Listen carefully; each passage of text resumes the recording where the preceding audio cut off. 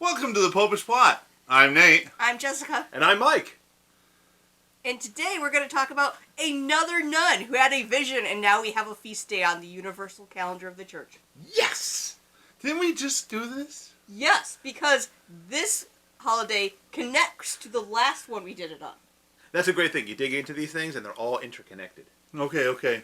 So, if I recall correctly, the last one we did was about a week ago. Mm-hmm. The Feast of Corpus Christi. Mm-hmm. The body and blood of Christ. Amen. So, what's this one? Well, do you know what part of your body is known for having, blood in it? My brain.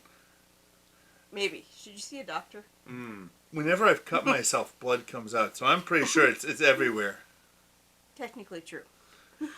How dare you make me bleed my own blood? Anyway. Heart. Yes!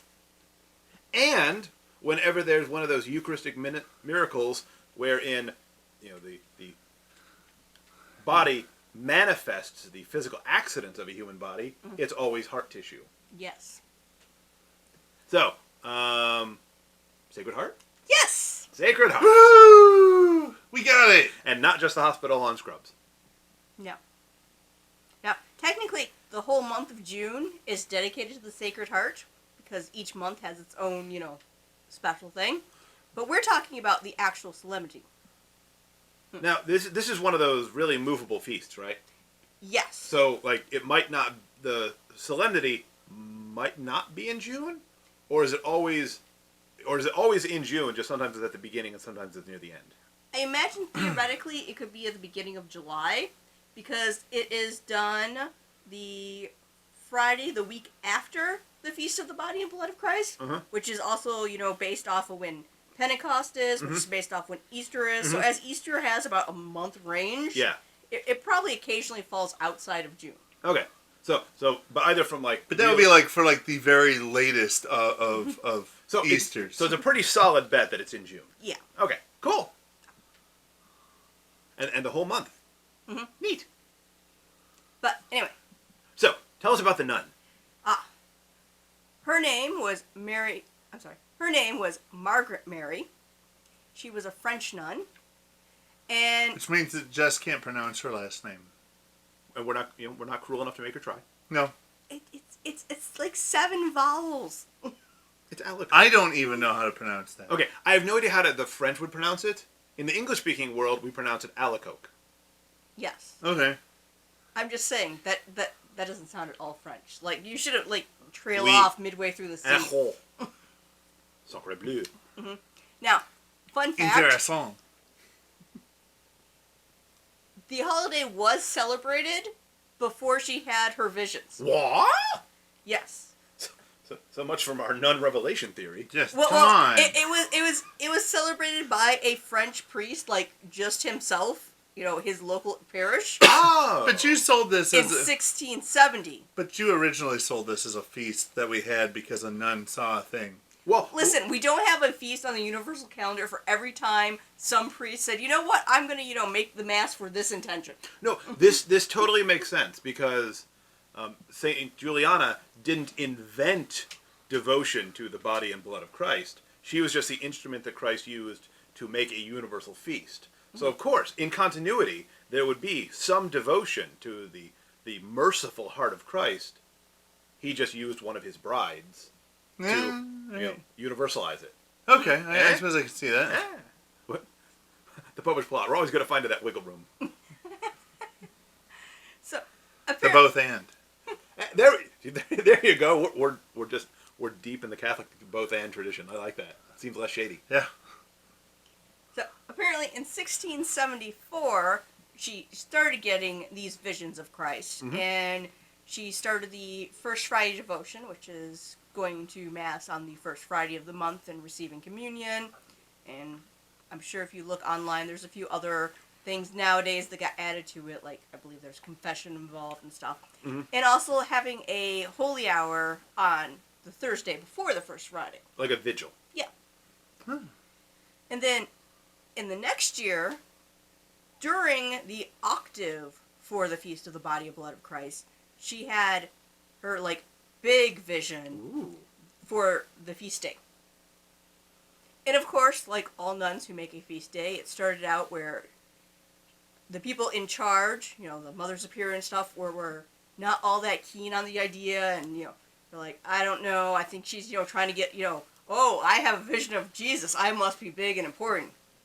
So it got suppressed from the start until there was a new Mother Superior, and she made Margaret Mary, like, the second in charge.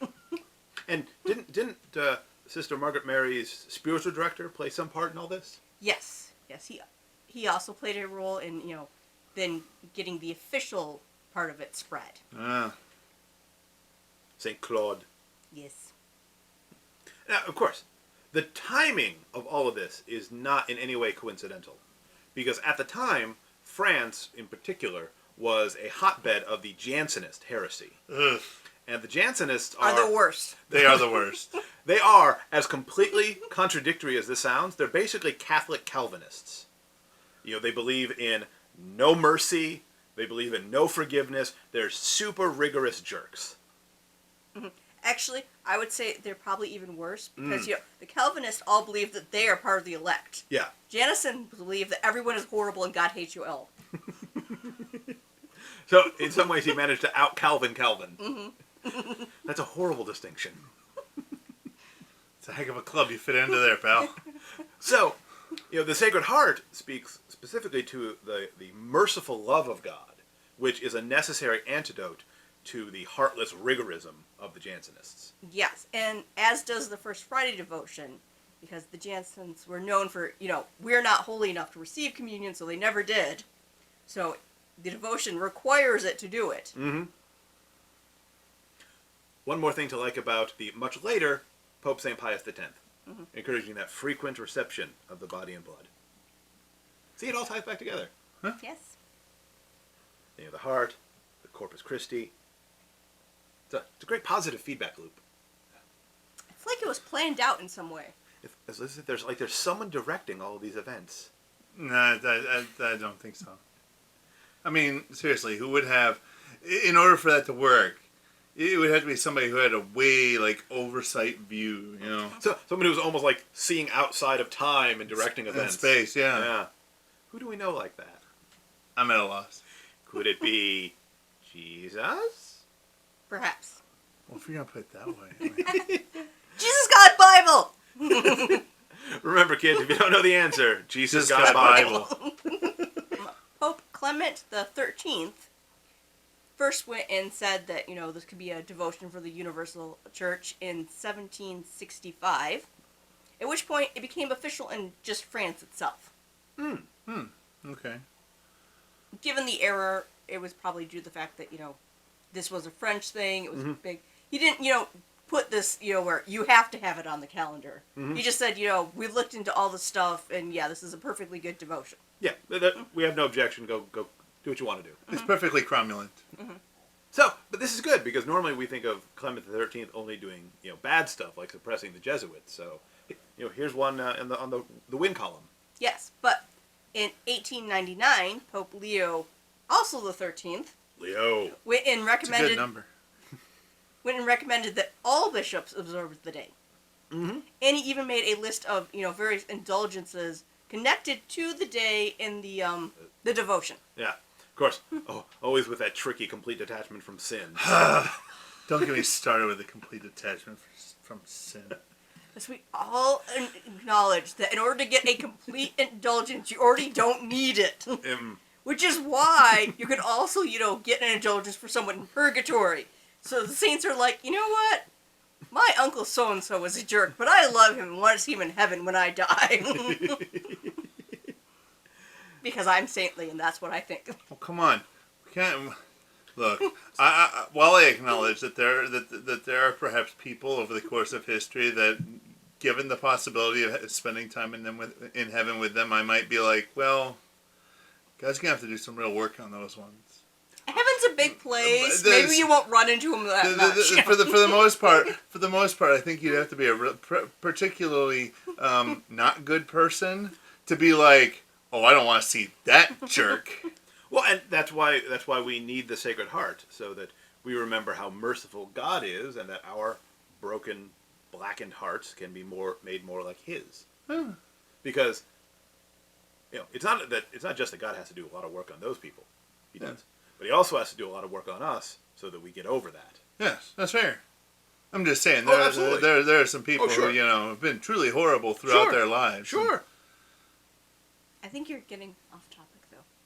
Of course I'm getting off topic. That's what I do around here. All right. Like a champ. I'm either grossly distracted or I'm wildly off topic. Oh, give yourself credit. You could be both at the same time. All right. So, go down below and once again, comment on your favorite vision from a nun that resulted in changing the church calendar. Or your famous vision from a monk or other male religious. Mm-hmm. Because we've been reminded some of those happen too. Yes. But actually, no. Go ahead down below, and if you really feel it necessary, comment on your favorite vision or religious experience that is currently not being condoned by the church. Because if we start asking for people's visions, we're gonna end up with things like Medjugorje and Oh yeah. That one in Taiwan or something. feel free to put those down there. We won't necessarily discuss them with you, but We'll probably we don't want actively you- not, because they'll be like, no, Jessica, don't say what you think. but we don't want you to feel left out. Plus, you never know. One day we could do an episode about all the, rather questionable stuff out there. Like this video, subscribe to our channel, ring the church bell to be notified when the next blockbuster plot is uploaded. And until next time, remember to Live your faith. Love your faith. Share that love. How's the sound level? That good? Should we turn it up? Should we turn it down? Be down just a little. Be a little less shouty than the last time we recorded.